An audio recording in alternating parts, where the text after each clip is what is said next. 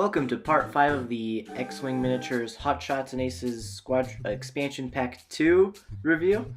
This time we're going to take a look at the Separatist Alliance pilots. In the last few videos we've taken a look at Republic, Rebels, Imperials, and Scums. So definitely go check those out if you want to. There's a link to the playlist right there in the right corner, or you can have a link to the playlist at the very end of the video. Without further ado, let's get right into it. Next up, we're jumping into the Separatist Alliance with the Iron Assembler from the Vulture Droid class starfighter, Scintilla Scavenger, Initiative 1. After a friendly ship at range 0 to 1 skips its execute maneuver step, you may spend 1 charge. If you do, if there is an asteroid or breeze car at range 0 of it, that ship may repair 1 damage.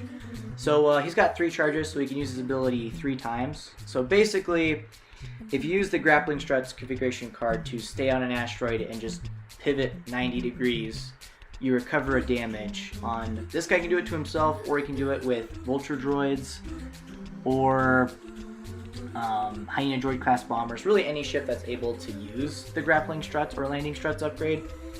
Nothing else. But yeah, I think that's honestly a pretty cool pilot ability. It's not terribly great for Vulture Droids themselves because they're so weak. They mostly just die in 1 shot, and if they're not dead, they're going to be dead anyways. Repairing a damage isn't going to help them. It puts them from 1 HP to 2 HP, and at 3 HP with 2 defense dice, they're already just super fragile. So yeah, for Vulture Droids, not the best ability. For Hyena Droid class bombers though, I could see it actually being pretty good because they've got 5 hit points each. So your Hyena bomber takes 2 damage, you put it down, you recover the damage, it goes down to 4 health left, it takes 3 more damage, it's alive and you saved it. Now the opponent has to choose to either finish that droid off or shoot a different droid like they were planning on. So, you know, I think it could work for Hyena Droid bombers. I'm not sure about Vulture Droids though. I guess it might. I just don't think it's going to be great because Vulture Droids are already so fragile. But he's only 2 squad points, so you can, you know, run him just like you would run any other cheap Vulture Droid. Great for him. And he's got 5 loadout value, meaning that you can, and he's got a missile slot, 2 modification slots, and a configuration upgrade, meaning that you can put an energy shell charge with a munitions failsafe or discord missiles electronic baffle. Really whatever you like. Yeah, I think with the Hyena bombers will be pretty good. With regular Vulture Droids, maybe not so much. On his own, could definitely work. Yeah, it'll be interesting. Well, I definitely think we'll see him around. I don't know if he's definitely not the ship that makes the rest of your list, that carries the rest of your list, but he's a ship that is there and may do pretty good. Our next CIS pilot is in the Vulture Droid, just like the first one, and it's actually our first 2 initiative Vulture Droid, the Colorado AI Holdout, Separatist Stalwart. After you are destroyed, you may transfer each of your locks and green tokens to another friendly Colorado AI holdout at range 0 to 3. So basically, if you have a target lock on an enemy ship and this one dies, it transfers its lock to the other Colorado AI holdout at range 0 to 3. And there are 3 copies of this pilot in this expansion, so you don't need to buy 3 copies of Hot Shots and Aces 2 to fly 3 of these Vulture Droids, thankfully. I was a little bit concerned about that, but no, there's 3 pilots, which I figured they would have, but I was still just kind of cautious. And you probably noticed that the action bar is a bit different, so they've got the calculate and the target lock as normal, but these ones actually have barrel roll to a red focus instead of barrel roll to a red calculate, which is very interesting. Gives them a bit more offensive / defensive options, I think. And their ship ability, you also noticed, is very different as well. Normally, Vulture Droids have the network calculations ability, just like you probably saw on the Iron Assemblers card, where they spin calculates from other friendly ships. These ones, the Colorado AI holdouts, are modified for organics. This ship is not affected by the standardized restriction. Reduce the difficulty of your speed 2 and 3 bank maneuvers. Increase the difficulty of your speed 3 turn maneuvers. So basically standardized upgrades. The only one Vulture Droids can currently equip is independent calculations, where after you perform a calculate action, you may gain a stress token, or no, I believe it's treat the calculate action as red and you gain 2 calculates instead of 1. So if you give one of these guys that ability, the other 2 Colorado AIs don't have to equip it, and all of the other Vulture Droids in your swarm don't have to equip it, so they can all still use network calculations, which I think is really interesting. It gives these guys a great field of play. There are only 2 squad points, so again, definitely put them on the table. And their upgrades are interesting. They've got 1 modification upgrade, 1 missile upgrade, and 1 talent upgrade, but no configuration upgrades actually. So they can't like put themselves on asteroids or debris and ignore them and become turrets. They treat those obstacles like normal. So they'll take damage if they fly into them or through them. Yeah, so that's very interesting. Vulture Droids that fly very different to Vulture Droids. And obviously maneuver dial wise, the 2 bank was white, so now it's blue. The 3 banks are red, but now they're white, which is great. The negatives though are the 2 hard is now white, and the 3 and 1 hard, and the 3 hard is red. The 1 hard is still white maneuver though, which I think is cool.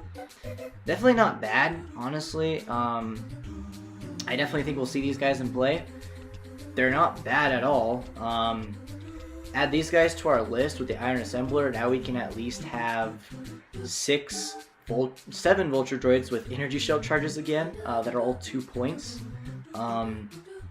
Obviously, with the most recent points adjustments, the Separatist drones and Trade Federation drones lost their ability to use energy shell charges, either because of points or because of loadout or upgrade bar changes. So, yeah, it's definitely great to see that Separatists can run a bunch of Vulture Droids with energy shell charges again. Now these guys is actually pretty interesting because you can do shell charges in crack shot, shell charges in treacherous with munitions failsafe. There's plenty of good options, so I definitely think Corrado AIs will be seen in play, and with their ability, for sure. I think the transferring of calculate and target locks is great.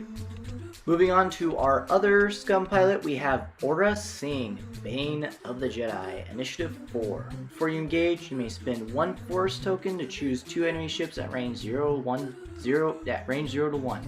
Transfer any number of orange and red tokens between those 2 ships. She has 1 Force charge with a recharge, which is really good for a Slave 1 pilot to have.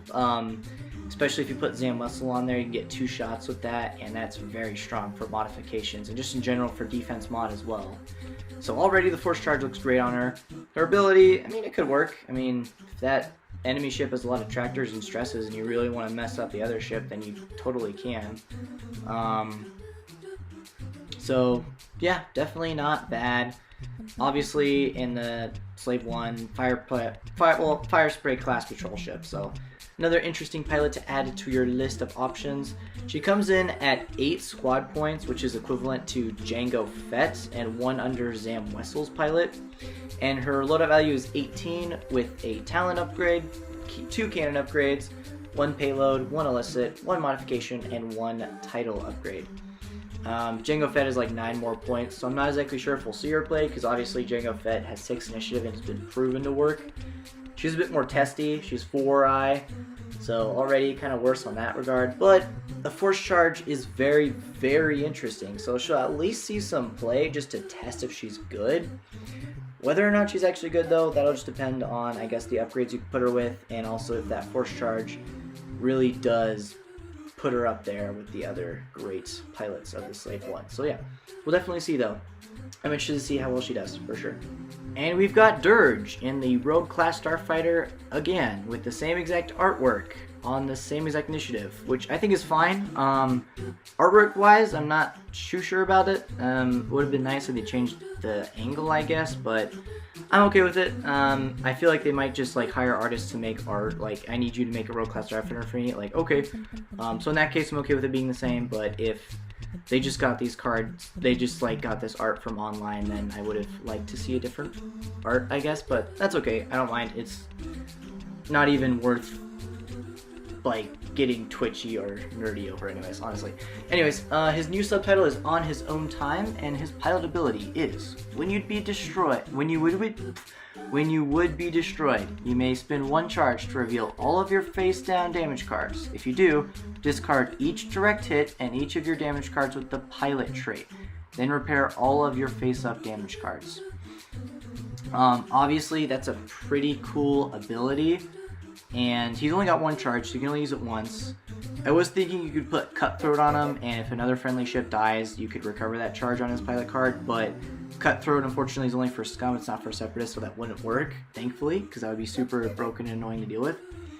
But, yeah, I mean, it's not bad. I believe with the pilot trait, you can discard face-up pilot traits that are already on you, not just the face-down ones, or maybe not. I'm not sure what the ruling is on that. I'd have to ask my friends about that. But no, it's a pretty cool ability. I believe there's about 15 total direct hit and pilot cards in the damage deck, or 13, and that's out of 33, so your percentage chance of removing at least one card or two cards is semi-low, but you should be able to at least remove one or two. You could remove all of your damage cards if they're all face down and they're all direct hits and pilots, which would be really, really funny. But yeah, on average, you're gaining back 1 or 2 HP, which is definitely not bad at all. It keeps him in the fight for at least one more round, or 2 more rounds, depending on how many guys are shooting at him.